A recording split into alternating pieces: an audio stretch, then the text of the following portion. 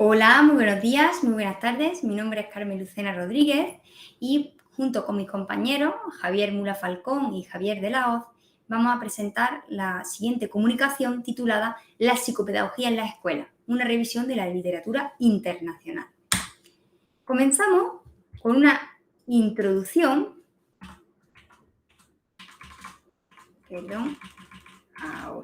Comenzamos con esta introducción en la que se comenta que la psicopedagogía busca responder de la mejor manera posible a las necesidades de aprendizaje de las personas. Concretamente nos vamos a centrar en el alumnado en el aula ordinaria.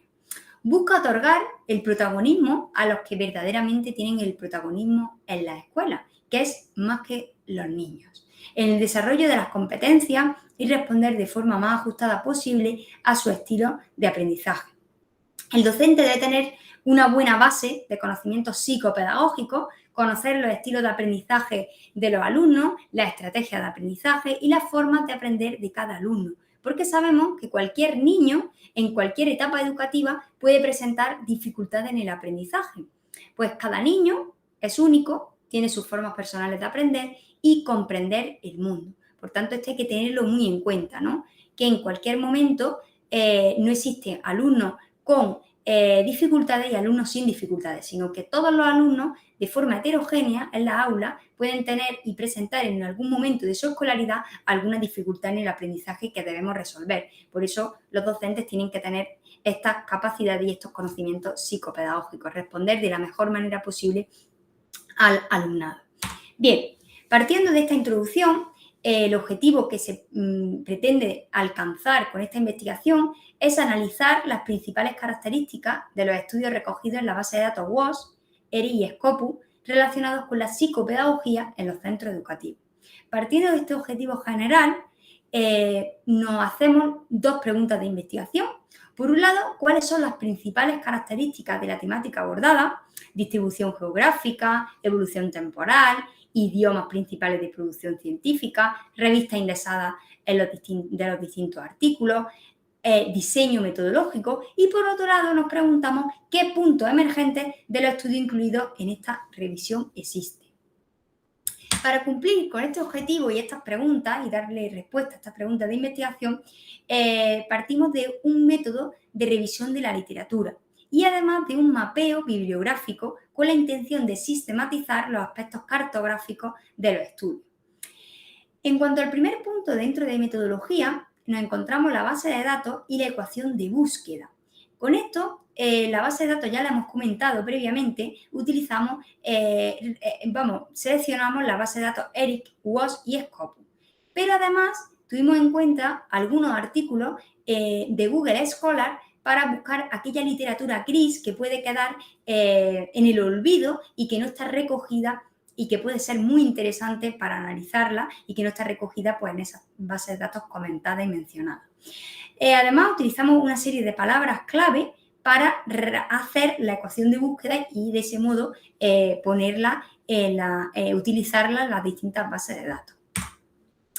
En cuanto a los criterios de inclusión y de exclusión, se utilizaron algunos criterios, como por ejemplo, se excluyeron todos aquellos que a pesar de cumplir, ¿no?, con la ecuación de búsqueda, no tuvieran que ver con el tema, y todo se recoge, este proceso, en el diagrama de flujo que podéis ver y siguiendo el protocolo PRISMA. Esto es un diagrama de flujo en el que se ven cómo en un primer momento registramos 55 artículos en WOS, 32 en ERI y 2 en Scopus, y tras hacer un cribado de eliminación de los artículos duplicados nos quedamos con un total de 30. De esos 30, tras el cribado, finalmente seleccionamos 26 para su análisis y su estudio.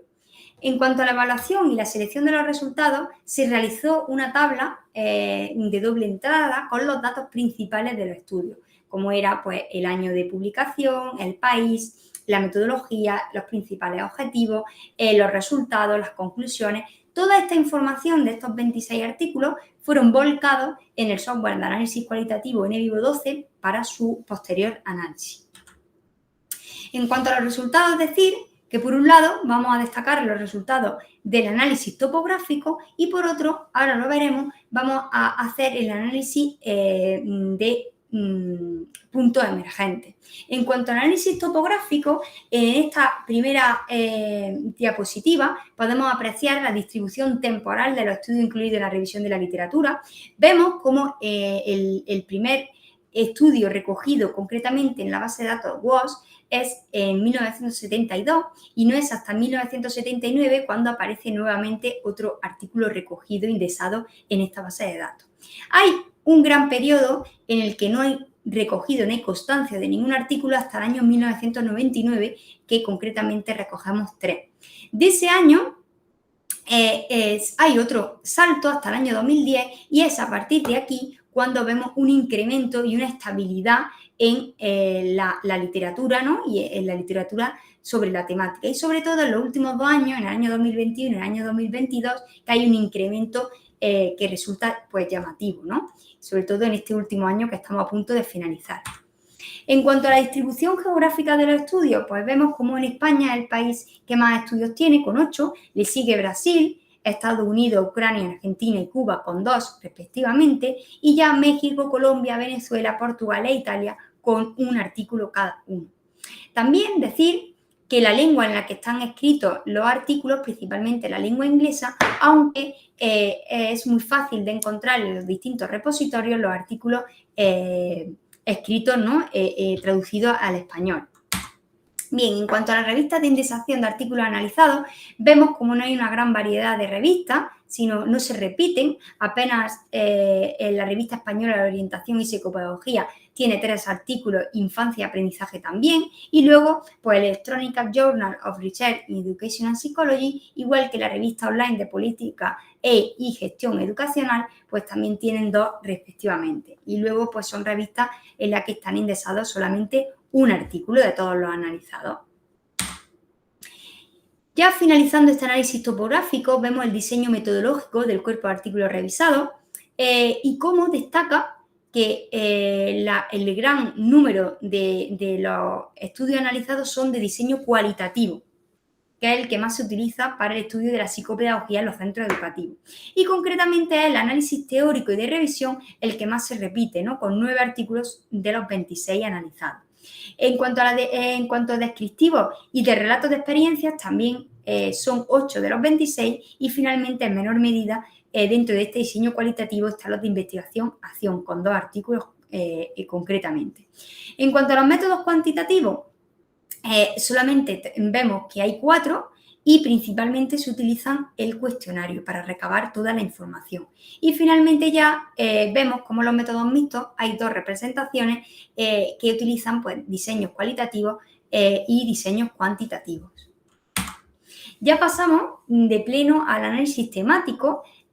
Con toda esta, cuando se volcó, ¿no? La información a la base, al programa software de análisis cualitativo, tuvimos que hacer un proceso de codificación de los tópicos emergentes. Y de esta manera nos salieron 5 puntos principales de los estudios. Así, el primero es que se reafirma la necesidad de la psicopedagogía y el papel de los profesionales en la educación inclusiva. El siguiente punto, la necesidad de una formación psicopedagógica de los docentes, es decir, aquí va muy encaminado la necesidad, ¿no? De capacitar a los docentes en esta materia. En tercer lugar, hay estudios que se dedican a intervenir psicopedagógicamente ante una necesidad específica que se ha detectado. El punto D se centra, ¿no? Y pone su foco a esos estudios en analizar las dificultades para poder intervenir de forma exitosa. Se analizan las dificultades en el aprendizaje y se da una respuesta exitosa, ¿no? Y finalmente, en menor medida, hay estudios que ponen su foco en conocer, ¿no? Y analizar la historia de la psicopedagogía como disciplina científica. Ya finalizando